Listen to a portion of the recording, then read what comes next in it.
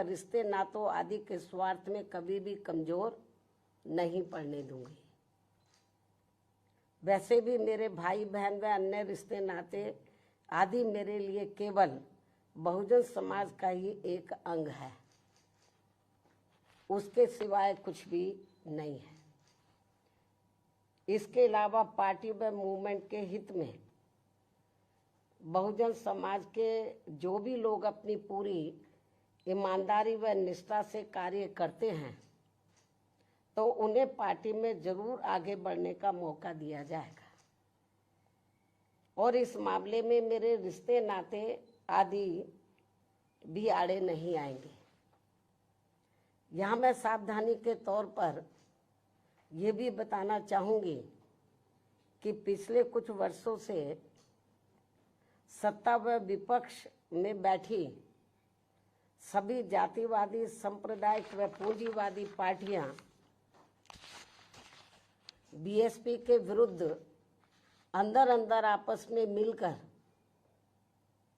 बहुजन समाज की एकमात्र हितैषी पार्टी बीएसपी को किस्म किस्म के हथकंडों के जरिए इससे कमजोर करने की पूरी कोशिश में लगी है, क्योंकि यहाँ जातिवादी पार्टियों को खासकर सन 2007 में यूपी में बीएसपी का अकेले ही पूर्ण बहुमत के आधार पर सत्ता में आना अभी तक भी उनके गले के नीचे से कतई भी नहीं उतर पा रहा है।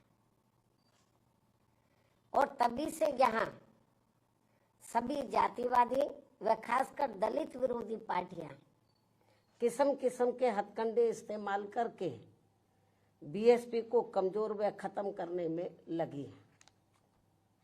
इसी प्रकार बाबा साहब डॉक्टर भीमराव अंबेडकर के जीते जी भी इन्हीं जातिवादी पार्टियों ने इनके कारवां को किस्म किस्म के हथकंडे इस्तेमाल करके उसे कमजोर व खत्म करने का पूरा प्रयास किया था, जिसे बाबा साहब ने व बाद में मान्यवर श्री कांशीराम जी ने भी इनके मंसूबों को पूरा नहीं होने दिया है।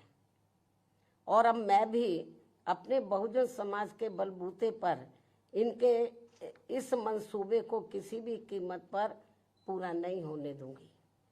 ये मेरा पार्टी के लोगों को वायदा है, जिसके लिए मुझे अपने बहुजन समाज का हर स्तर पर साथ मिलना भी बहुत ज़रूरी है। और अच्छी बात यह है कि बहुजन समाज पूरे तन मन धन के साथ अब मेरे साथ खड़ा है, अभी भी खड़ा है।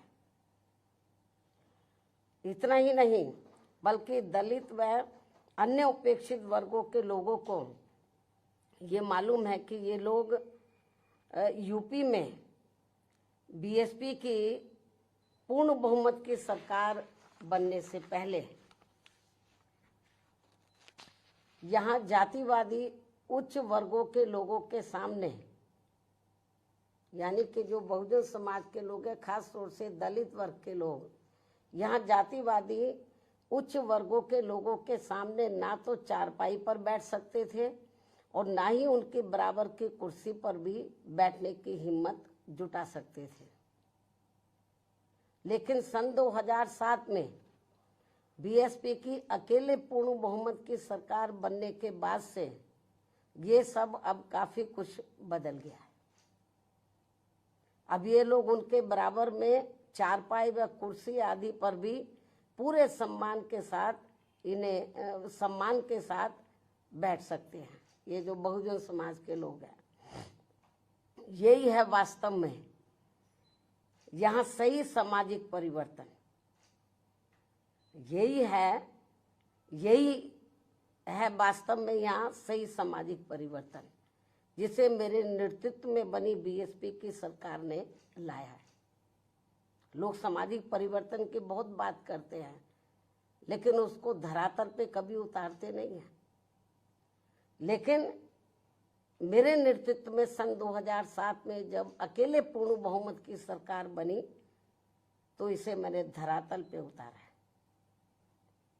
जिससे यहाँ यूपी में हमारे संतों, गुरुओं व महापुरुषों का काफी हद तक सपना साकार हुआ है।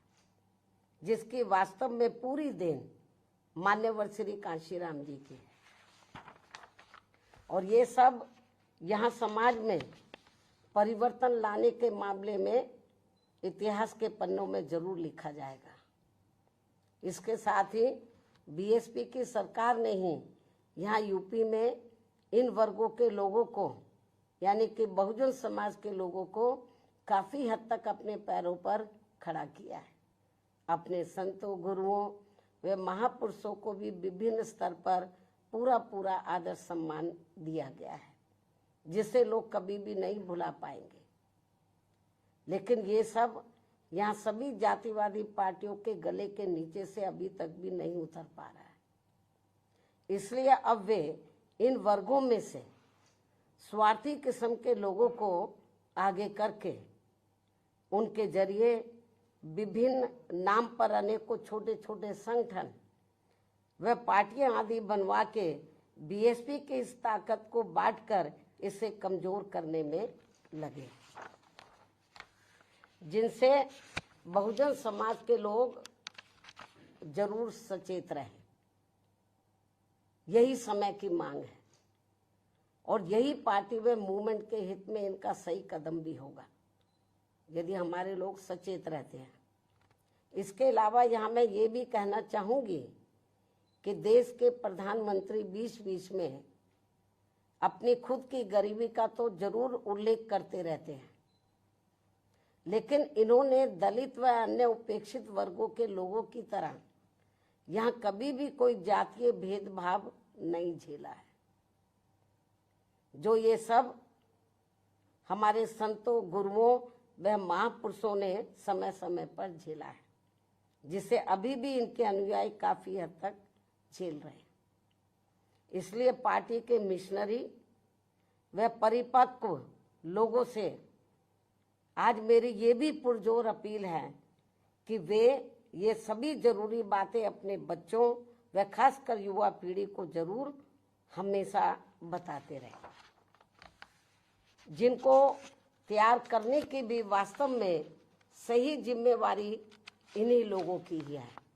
इस उम्मीद के साथ ही अब मैं पुनः होली आदि के त्योहारों के बीच में इस बार मान्यवर श्री कांशीराम जी की जयंती बड़े जोश व उत्साह के साथ मनाकर इनके अनुयायियों ने जो उनको अपना पूरा आदर सम्मान दिया है तथा मेरे साथ साथ इनके करोड़ों अनुयायियों का भी काफ़ी हौसला बढ़ाया है, उन सभी का हार्दिक दिल से आभार प्रकट करते हुए अब मैं अंत में यही कहना चाहूँगी कि इस समय संसद सत्र चल रहा है, यह आप लोगों को मालूम है, जिसमें देश में आम जनहित के मुद्दों पर कम बल्कि अपने अपने स्वार्थ में राजनीति करने पर ज़्यादा जोर दिया जा रहा है, जो ये अति चिंता की बात है। साथ ही पिछले कुछ समय से वक्फ बोर्ड पर भी सत्ता व विपक्ष द्वारा जो राजनीति की जा रही है, तो ये भी अति चिंता की बात है। और यदि ये मामला समय रहते आम सहमति से सुलझा लिया जाता तो ये ज़्यादा बेहतर होता। केंद्र सरकार इस मामले में जरूर पुनर्विचार करे, सोच विचार करे, ये भी हमारी पार्टी की केंद्र सरकार से पुरजोर अपील है। इस उम्मीद के साथ ही अब मैं अपनी बात यहीं समाप्त करती हूँ। धन्यवाद। जय भीम व जय भारत।